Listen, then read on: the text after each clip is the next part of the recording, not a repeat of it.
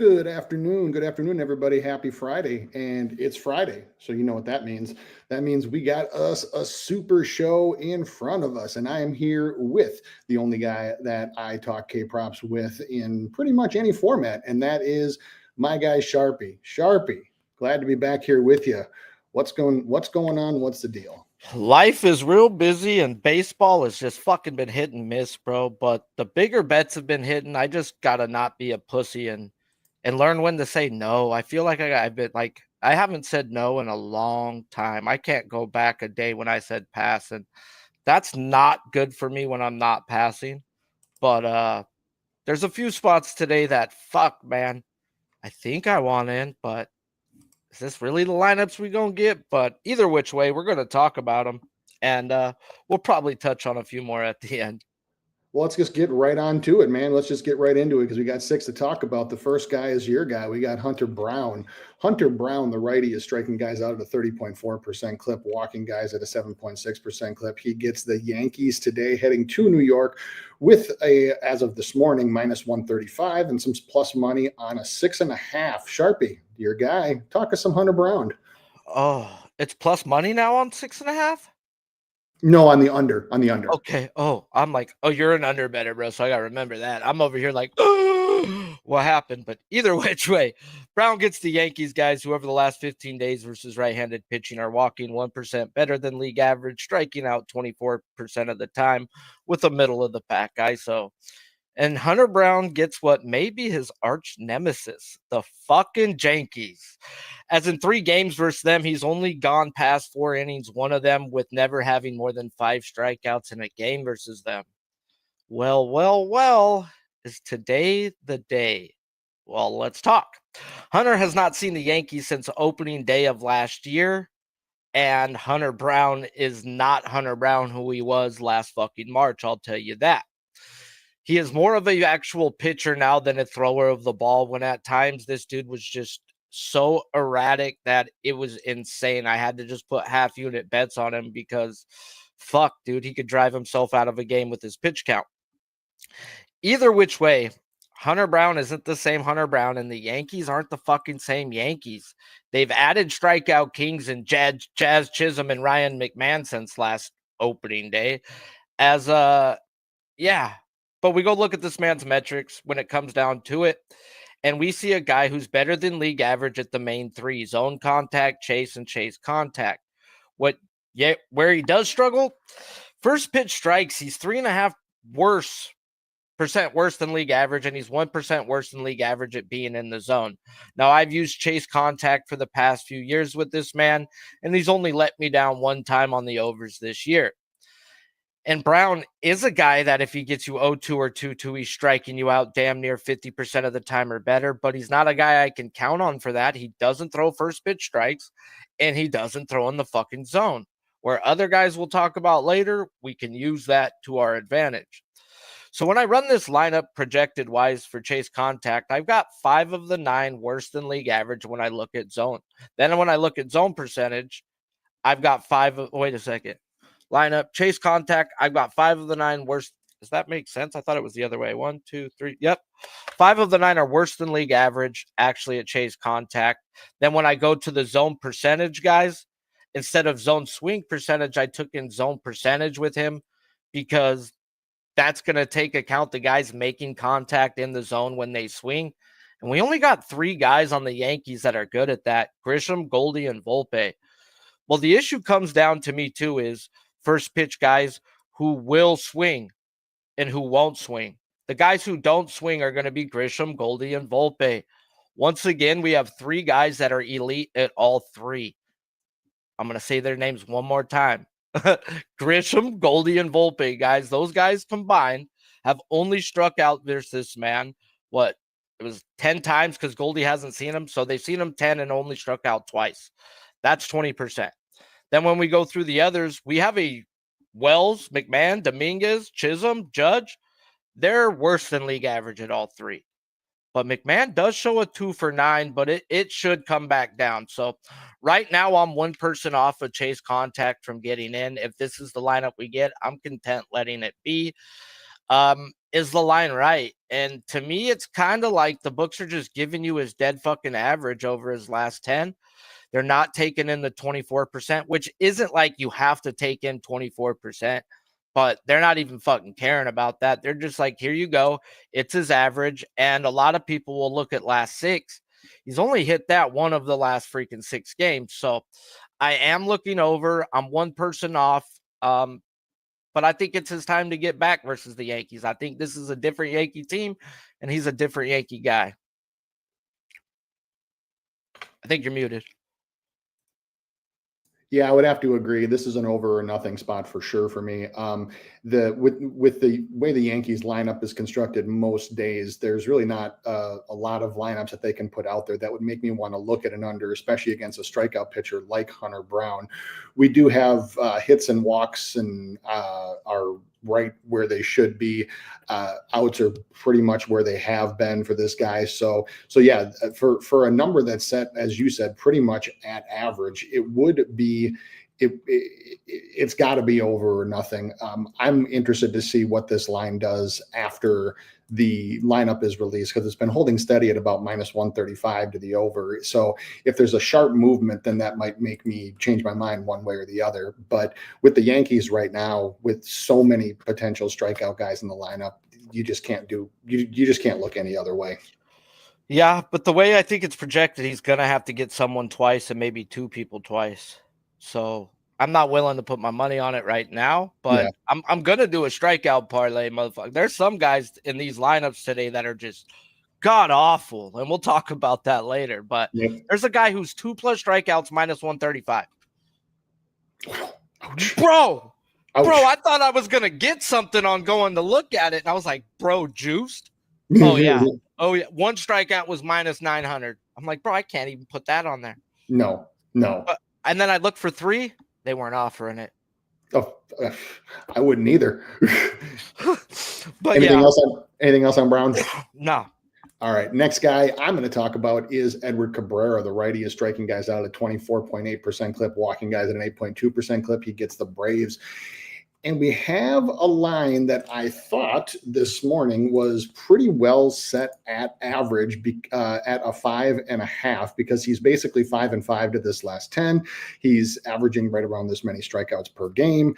So we're getting this almost at average. Now, the question becomes, can this be a value play? And personally, when I look at this Braves lineup, which this line has actually moved a little bit even further. Now it's like plus 120 with 5 righties and 4 lefties. What you have with Cabrera is a couple things. Number one is he generates a large amount of chase whiff, 47.6% chase contact allowed. That's almost 10% under pitcher average. And you have multiple guys in this Braves lineup that are more than willing to chase. You have 4 for sure who are in this projected lineup. And then you have a couple potentials that are more than willing to chase. Now, while they chase, you do only have one of them who is under league average in chase contact. That would be Murphy, who's projected to bat out of the 4-hole. And as you would expect, he has struck out against Cabrera 4 out of 8 times. Now, you go and you look at the rest of the lineup and you look at some of these guys that have good chase contact, like you look at Olson, who's projected to bat in the 2-hole. And for a guy like Cabrera, who's only striking out lefties 21.2% of the time on the road, Cabrera's gotten him 4 out of 7 times. So will they bat him up or will they move him down? The other one is then you have Ozzy Albies, who has almost a 65% zone contact, which is significantly above league average, gotten him 2 out of 4 times. So there's more than a few guys in this lineup that have good chase contact by the numbers, but that Cabrera has done well against. The other thing I look for, again, with Cabrera is what do they do against off-speed pitches? The reason why is because Cabrera's most off-thrown pitch is the changeup. And he generates a decent 25.4% whiff on it, but you have 4 guys in this lineup: Baldwin, Murphy, White, and Alvarez. All 4 of them have a whiff percentage of 28.1% or more. And actually, White, Alvarez, and Murphy are 36 or higher. So you have a lot of whiff to the changeup. And if you're going to do that, you're running the risk of striking out against this guy. Now, I'm not horribly concerned with the fact that they're going to run 5 lefties because, as I mentioned, multiple guys who are going to bat left-handed have some pretty decent strikeout history against him. The only one that doesn't and has good contact metrics is Profar, who's projected to lead off. But on a line that's basically at average, at plus money, there could be, for me, some value in going over here. That's my thoughts on Cabrera. Yeah, me with Cabrera this year, I've used zone contact, and the only time it didn't hit for me was the fucking Rays game when they pulled him on some stupid ass pitch count because they were monitoring his innings or whatever before the trade deadline. Whatever, fuck. Mhm. When I run this lineup for zone contact, I got 1, 2, 3, 4, 5 guys better than league average, with one being a kid. So that right there tells me, okay. And then we go look at the guys he has struck out, like you mentioned, Olson and Murphy, both bad, both worse than league average at zone contact. And then we get into Edward fucking Cabrera, like you said, versus lefties. The one a good zone contact that he's gotten is Albies, and dude, 2 out of 4. Like, can I really put a lot in the 2 out of 4? Especially with a guy like Albies. Like, if he gets them today, I'd be surprised. You could probably get him for like minus. I want to check and see what Albies to even strike out is at, because that might be a better play than him taking the over, by taking the over, because I think it's going to be at a bettable price. But I end up looking at the lefties, and this year it's 23.5%. Last year it was 21%, and they have 5 of the first 6 being lefties. The only one that's bad at zone contact is Olson out of them. And it's just like, man, I don't know if I want to get there. So I'm not an under better. I'm never betting an under again. And yeah, I'll wait for the zone contact to be in my favor with Edward Cabrera, because that's what I like. Because that's that he's like 83.5%. That's the one Yep. metric where he is worse than league average. So Yep. And your Albus K prop 1+ is minus 120. bro, I told you that would be, if he strikes him out, he's gonna hit the over, but he's gonna need the strikeout Albies, I think. Yeah, because I have him able to get Murphy. I have him able to get Alvarez, the kid. I have him able to get White. I have him able to get Olson. So that's 4. And I have a no for Profar. I have 50-50 for Allen, and I have a probably a no for Baldwin. So to your point, then that would leave Ozzy Albus unless he gets somebody twice. But see, it says he can get Olson and Murphy twice. That's 4 right there. That's what I'm saying. So then you're that's why I fucking thought playing the with, plus money then you're had some playing value. with fire. Yeah, then you're playing with fire. You're right. Yeah, there's no way I would look at it. This could be scary if you're on the under, but then again, this fool can rack up his pitch count like Hunter Brown. You know, these guys can rack them up at times. Yep. Anything else on Cabrera? Nah. All right. Let's talk about the line of the day. You knew it was going to be out of this world, and boy, is it. You have Tarik Skubal, the lefty, striking guys out at a 34% clip. I mean, I don't even need to go through Tarik Skubal's metrics, the most dominating pitcher in Major League Baseball today. And we have a rocket up his line's ass at 8.5 at minus 150 this morning, and with an under at plus 115. I think it's probably common knowledge that going under on this is never an option ever in the world. And there's actually some books that are probably close to going to a 9.5. What do you think about Scoobs? I just came up with some crazy ass shit I'm gonna bet on Skubal today, but let me break that down. Let me write that down before I forget. First pitch under fastball, velo. It's gonna be like some 96 or 7 for him. Last game versus Nito, first pitch of the game, he took him fucking dick deep, Angel Stadium. Then he struck him out the second time. And then the third time, they didn't let him see him, and they pulled him at 73 pitches. He still had 8 strikeouts that game, though, guys. And he gets his crack at the Angels again, where, like I just mentioned, back in May, he went 6 innings, 8 strikeouts on 73 pitches.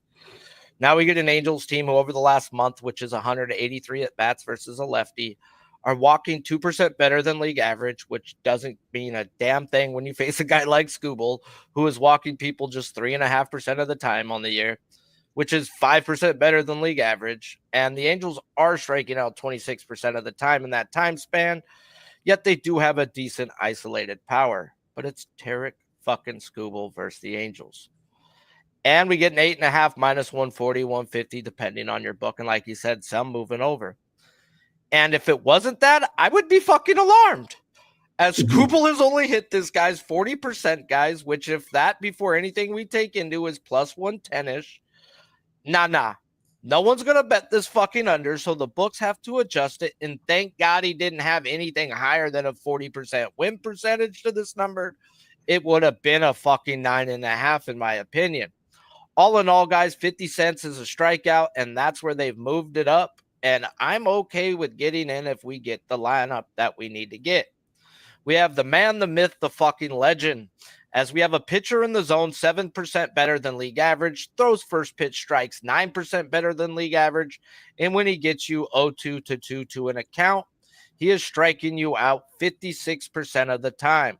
So before I started adding in the guys who throw first pitch strikes and in the zone, I just used the metric or two that I would need to get in.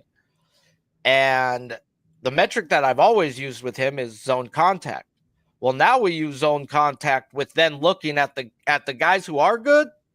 Okay, do you take in the zone and do you take first pitch? Because then you're going to put yourself in a spot where people are striking out more than half of the time. And that's what we've got here in this lineup today. When we look at this lineup, we have 3 guys projected that are good at zone contact: Chenal, Ward, and Renfigo. Yet Chenal and Ward take in the zone and take first pitch. They're going to put themselves in harm's way. The only guy that grades out at good at zone contact and swings in the zone as first pitch is fucking Renfigo. But he bats at the bottom of the lineup, guys, and I'm not worried about that. So do I want to pay the juice at 8.5? I think he's got action at 8 people, and he's got action at Trout twice, and that's the guy I was talking about. 2+ strikeouts for Mike Trout is minus 135. I thought I was being smart. I thought I was going to get these sons of bitches. No. They know what I know, and that Mike Trout is a hoe. And that what I mean by that, guys, is he takes first pitch, he takes in the zone, and he has bad zone contact. This dude is a walking strikeout. I'll put him down for 2 tonight, guys. And the books are actually putting him down for 2. So I'll look at betting the 8.5.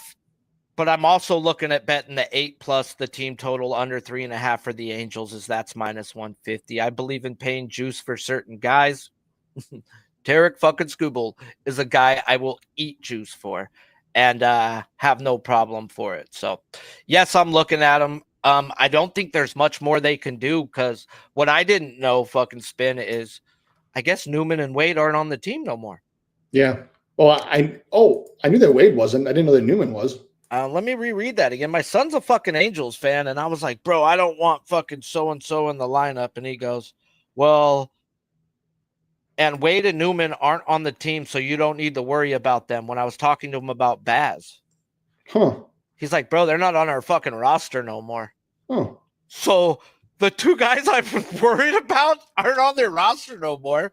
Well, then who are they going to be able to put in? So it's really like, who are you going to put in? Ohapi for d'Arnaud? Sure. Like, what are you guys really going to do to scare me off this man today? His outs are at an astronomical 19.5, where they should be. And I'm probably going to put a stupid fun bet on first pitch not to be a fastball, because his last first pitch fastball to Neto was took. All right. Not much more I can add. Over is the only way you can go here. I also think that, like you said, Skubal 8+ works in a variety of potential parlays that you might want to run, different combo things that you want to do. The only guy that I'm really worried about, or that I would even be worried about that probably won't strike out, would be Shaniel. Every single other guy in this lineup, not only can he get, but he can also get over half of those guys multiple times. So of the remaining 8, I have 6 of them that he can probably get multiple times. The only ones that I have, actually probably 7. The only one that I really have that would be tough to get multiple times would be Rengifo. But every single other batter he could get twice. And I mean, the only danger, as I've said over and over again with these huge numbers, is that nothing can go wrong. And if one thing goes wrong, then you're hanging by a thread, or you're trying to chase or whatever. But it's Tarek Skubal, and very, very little goes wrong for Tarek Skubal at home. So in most situations, he just comes out and absolutely just smacks this line, smacks this team. I'm not sure, like you said, Sharpie, I'm not sure that there's a lineup that they can put out there that would make me even change my mind on this. No, Anything else on Scoobs? no, but I'm still gonna wait. I mean, I don't think the line moves too much. So No, I don't think it does either. and if saw, it does, if they give us a poverty lineup, he gets 12 versus poverty lineups. yeah, easily. Bet the 9.5. Then, like I said, like if this was 8.5 plus money, that's where we got a problem. Yeah, that's where we're like, oh fuck, what's going on? What's going right, on? Right. I was worried the last time versus the Angels. The line was 7.5 at a bettable line, and they knew he was only going a certain amount of pitches. Because he hit it, but he only went 73 that day. Yep. And he still hit it. He still hit it. Yeah, because he's Tarek fucking Skubal. That's why. Right. Well, we'll move on to the next guy, my guy, Christopher Sanchez. The lefty is striking guys out at 26%, walking at 6.1. He gets the Rangers tonight, and we get a line that is up again for him at 6.5 at plus 110 with some juice on the under. So we look at this projected lineup for the Rangers, which as of now is 4 lefties and 5 righties. And so when I see this lineup, what I see is that with Sanchez is that I am looking at chase rate and chase contact, because his slider and his changeup, the way they run, is just gross. And so if you're going to chase against this guy, you're going to run the risk of striking out. So I look at this lineup and I do see that 4 guys are chasing above league average. Smith in the 1, Garcia batting cleanup, Young and Tellez, who are in the 7 and the 8. Now, of those guys, 2 of them make chase contact. Actually, no, 3 of them, I'm sorry, make chase contact under league average. So you have a bunch of potentials right out of the gate. You have almost 4 guys right out of the gate for a potential strikeout. So Garcia for sure, Young for sure, and Tellez, who he's only faced 1 time, but he's gotten, would all be potential candidates for strikeouts. Another guy that I think that he can very easily get is Langford, who is batting or projected to bat in the 6 hole. He does chase just a little bit under league average, but he only makes contact under 50%, which if you chase it all against this guy, you run the risk of whiffing. The other thing that Langford has is he has almost a 50% whiff percentage to a changeup, and that's a regular changeup, not a Christopher Sanchez changeup, who again, quite gross. So I have 5 potential guys who can strike out. So if that's where you're at, and if this is the lineup that we get, then oh my goodness, do I want to look at the over here? I know Sanchez has had some issues with striking guys out on the road. His road strikeout percentage is only 23.5%, and he only gets lefties at 21.8%. So despite all of that, I still want to look at the over. And I still want to look at the over because of the lack of chase contact that exists in this lineup. So you have 5 guys who are under league average in chase contact, and then you have another few guys that are right at league average. You do that against Christopher Sanchez, you have the potential to K. Sharpie, thoughts on him? Yeah, let's just get through it. You talked about all the K percentages and all that stuff. So my thing with Sanchez is we have another one of those guys who he's in the zone 2% more than league average, throws a first pitch strike 30% better than league average. And when he gets you 0-2 to 2-2, he's striking you out 55% of the time. So it's not just zone contact, as I have used zone contact for the most part with a guy who pounces zone like that.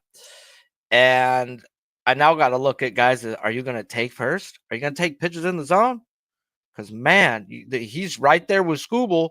If you're going to take versus him, he's going to fucking strike you out 50% of the time. So I doubt we get this projected lineup that they're projecting. You're really going to run 4 lefties versus Sanchez? Like, yeah, his K percentage is a tad bit lower, but the lefties are not hitting for the life of them versus him. Why would the fuck would you throw 4 lefties out there? So I do want to see the actual lineup, because 5 of the 9 projected are better than league average at zone contact. Yet 3 of those 5 are going to put themselves in bad situations. They're going to take first pitches and in the zone. And you just can't do that. The only one who grades out is elite is Simeon. He's the only one who grades out in all 3. Now, is the line right? That's where I was like, is it right? I thought, 6.5 plus money. The Rangers before 2 days ago were striking out 27% of the time. Now it's down to 25% over the last 200. But they strictly put it up over his average. It's 40%, which equates to plus 110-ish. And yet he's 1-5. Oh, I lied about Brown then. I must have fucking had that in there and said that for no reason. Brown is not 1-5 over his last 10. Sorry about that shit. Sanchez is 1-5, that's what makes me feel a little bit better about the plus money. And if we're going to go off of the last, who have they seen? They seen Rodon a couple days ago where they juiced his number up for no fucking reason. The chase wasn't there, and he had 3, but still had a good game with just 2 earned runs. Fried had 7, still got hit. JP Sears got hit, but had 7. And what I even mentioned JP Sears for in Max Fried, because they're not on the fucking level, is those are guys that have bad zone contact. And where I use zone contact for him, I use zone contact for him for Sanchez, and he doesn't have bad zone contact. So I think it's over or nothing for me here. And it's not going to be a crazy big bet if I do, but I want to see the lineup. Like I said, I might be a same game parlay as I think he's going 7+ innings if they're going to put freaking that many lefties out there versus him. You would think. There's in this projected, and even the guys that they can put in if they want to go mostly righties, there's a lot of Chase Whiff in there. So that's why I don't want to get in before I see a lineup either, but there's just way too much Chase Whiff for me for this one. August. What day did they play? I want to see the lineup versus Rodon and see who the fuck did they play? Max Fried. No, Texas. Yes. So they ran Seager and Smith, bro, as the only 2 lefties. We got Duran in there. Jung's in there. Do we have Jung in this projected lineup? Yeah. So it goes Haggerty, Seager. They're going to put fucking Haggerty in there. Oh, yeah. See, I don't think this is the lineup we get, bro, personally. I wouldn't think so, but I mean, the projected lineup is probably one of their overall best, so we'll see what they do. I want Jock out for the zone contact, bro. Yeah, me too. I mean, granted, like I said, Higashioka, Peterson, and Smith all have good zone contact, but they take first pitch and they take in the zone, and they're going to put themselves in shitty situations, a la Higashioka struck out 1 or 2 times. Like, they're going to put themselves in spots to where I can at least put a half on these guys that really should be 0. But yeah, I like Sanchez. Haggerty and Duran. What's Duran's zone contact? Probably good. He's a fucking cuck. No, it's Duran on the fucking whatchamacallit's good. His career is bad, bro, and I'm taking this year's bad. Last year was good, and every other year's been bad. Career is 80.3. Put fucking Duran in, please. Agreed. Like, yeah. All right. Anything else for Sanchez? Nah, I'm good. All right. We'll come to my hometown. Joe Ryan, the righty, striking guys out at 28.3% clip, walking guys at a 5% clip. He gets the Royals tonight, and we have a 5.5, which is right about where I expected the line to be. Was that what you were expecting? And what do you think? I actually thought it should have been plus money, and now, like, excuse me, juice is coming onto it. It's now minus 110. But let's talk Joe Ryan. He gets the Royals, guys, who over the last 15 days are the fucking Royals. They're one of the fucking hardest teams to strike out in baseball, and they're just pesky as all pesky could freaking be. What's their numbers? Because I didn't write it down, but I know it was the bottom of the damn barrel, and I was like, Jiminy Christmas. 16.9% of the fucking time they're striking out to righties right now. It's just astronomical. And with Ryan this year, guys, I've only lost one over while using chase contact as the key. Is when we look at his metric, we have a guy who's 2% worse than league average at getting you to chase and 1% worse than league average at chase contact. Yet through his career, the chase contact has been the only metric where it's worse than league average. And when we run this projected lineup, we have the top 6 better than league average, yet 2 of those 6 have struck out to Ryan 30% or worse with at least 10 plus at bats. Yet Isabel in the projected 9 has only struck out 21.5% of the 14 at bats. So all in all, guys, we have 4 guys we could pick on in this lineup with chase contact. And when we look at the past history, there's 114 at bats. And Ryan's only striking them out 21.5% of the time. So that's where we come to is the line right.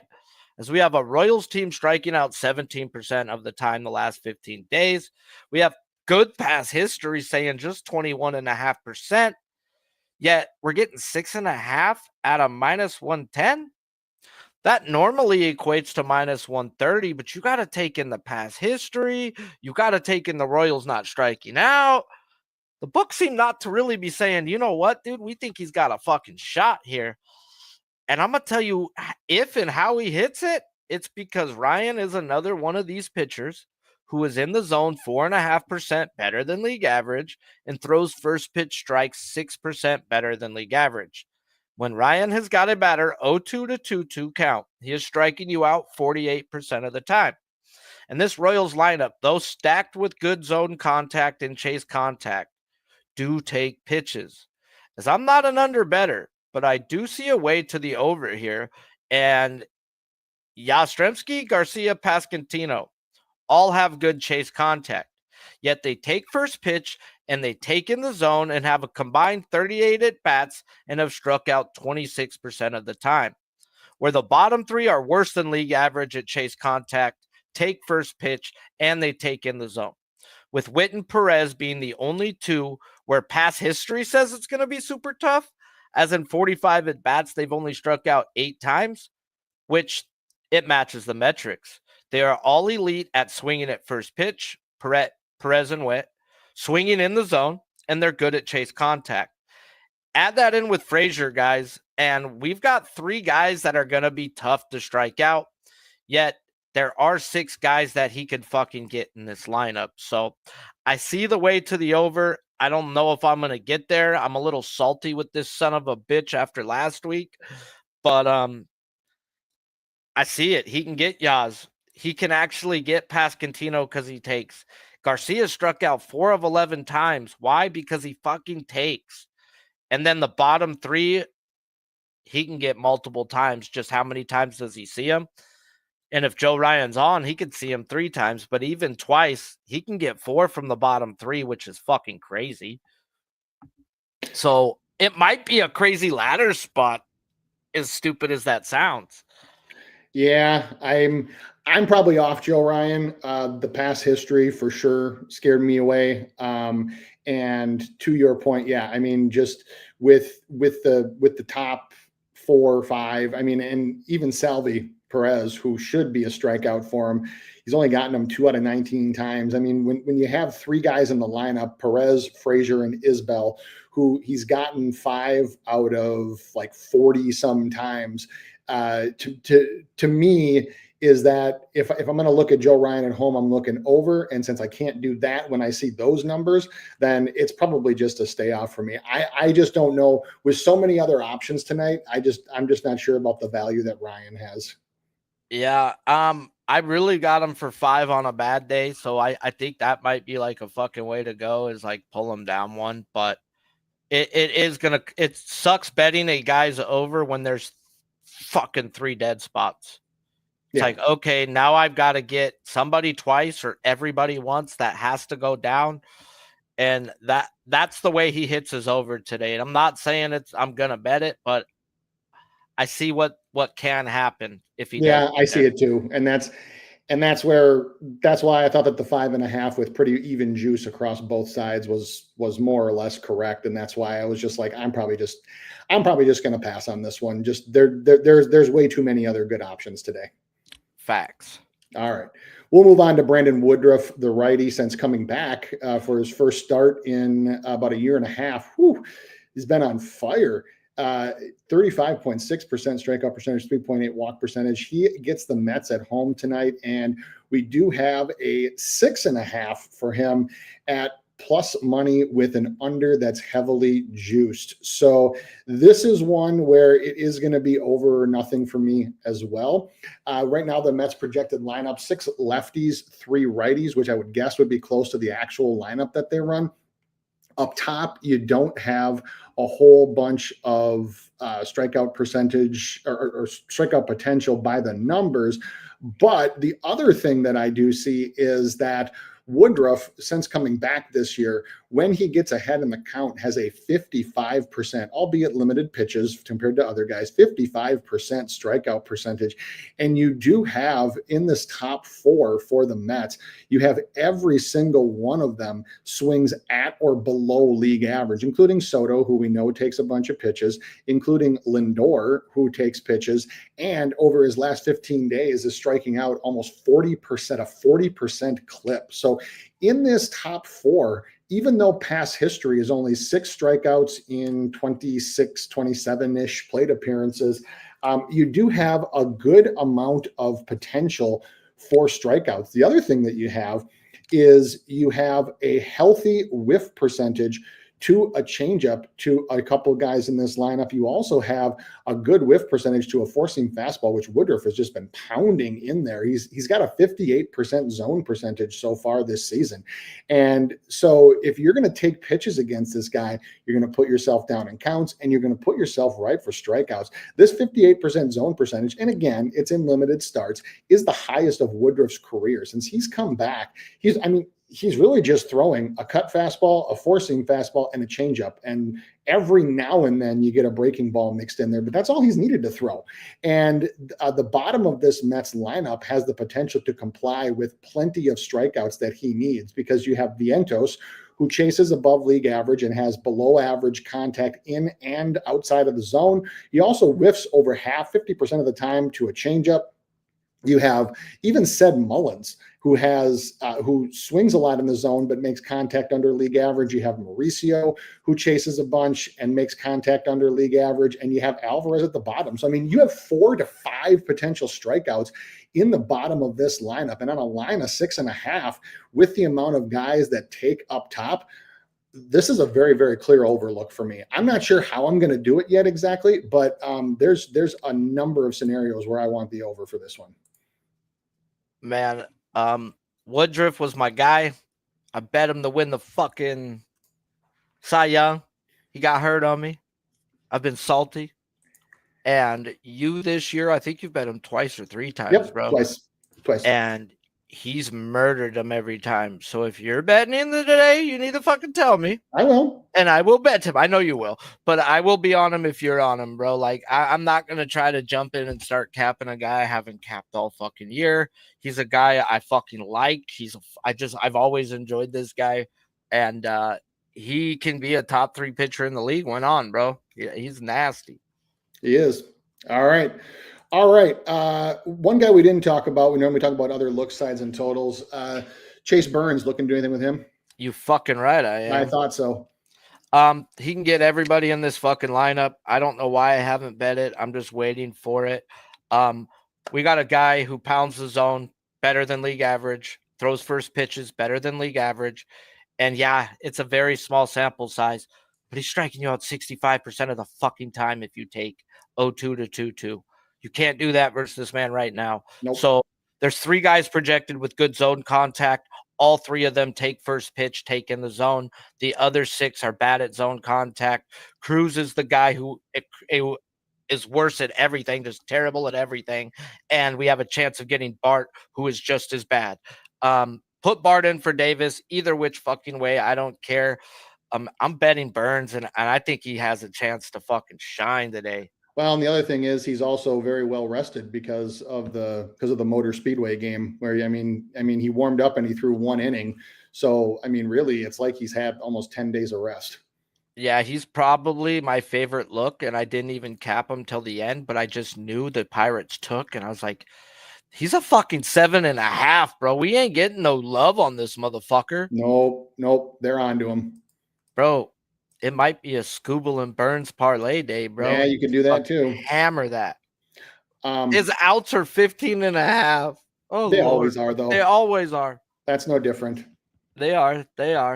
He has hit this over in all but 2 games, and 1 was a rain out, and the other he got 7. He's gonna dick down these Pirates today, fellas. It's very possible he does, yes. Let's go, Burns. Yeah. I wish it was a 6.5.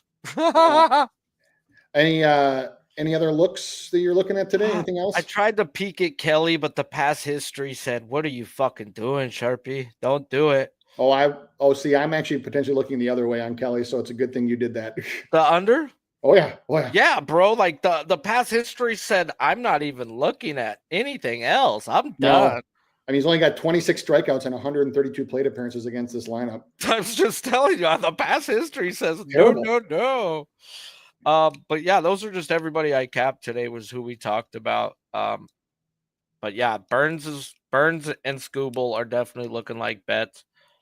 Do I have the balls to bet Ryan? If it is, it's going to be smaller. But okay. Yeah, and for me, right now, I mean, Scooble you have to look at, and also looking at Sanchez and Woodruff for, whether it be a straight over or some kind of alt parlay on the over. And there's a whole bunch of different things that you can mix and match this with. Yeah, I'm definitely looking at Sanchez too about that one. But I scribbled a Mexican sombrero on top of his name today. I don't know why. I don't know if you're gonna fucking look at it, bro. But you see the little red? Yeah, I see that. I see it. Why the fuck did I do that? Yeah, celebration, right? It's a celebration. When I go, come on, Sanchito, when I'm working shit, bro. That's what I use my Sanchito. Yeah. Oh man. Well, all right. Well, thank you as always to everybody who joined. Thank you everybody who commented. We appreciate all the love. Sharpie, why don't you tell them what you got going on and where they can find you? I've got nothing going on other than work, my kids, and trying to fuck these bookies in the damn eye hole. So just gotta be smart, man. Gotta be smart. Stop trying to fucking bet everything and just hammer the spots that say hammer it, because fuck, Woo said hammer it, Baz says hammer it, and I just put, a couple hundred. It's like, dude, you've been fucking waiting for these bads, like waiting for this type of spot for Burns. You've got 6 people bad at zone contact. I'd originally just bet that. I wouldn't even till a month or 2 ago. That's all I would have looked at, and then looked at the pitch mix. Yep. Now it's like, no, if he pounds the zone and throws first pitch strikes, I can bypass that zone contact or whatever metric I want to fucking use if they're going to take. And I've got that with everybody in this Pittsburgh lineup right now. So it's just like, oh, fuck. How's he going to fuck me today? Right. Yep. Cool. Well, this show, the platform we're on here is brought to you by the Daily Bread Network. Please subscribe, as you can see above, and follow my guy at Sharpie's Bets. I'm Spin Doc Sports, and we are both off until Monday, where you'll get another episode of the Spin Zone. But please do give us a like, give us a follow. We appreciate all the love. Sharpie, anything else before we out of here? Yeah, bro. Give us Haggerty and Duran like they ran versus fucking Fried and Rodon. 2 bad zone contact guys, bro. I will fucking salami them too with that. Agreed. Have a good weekend, everybody. We'll see ya.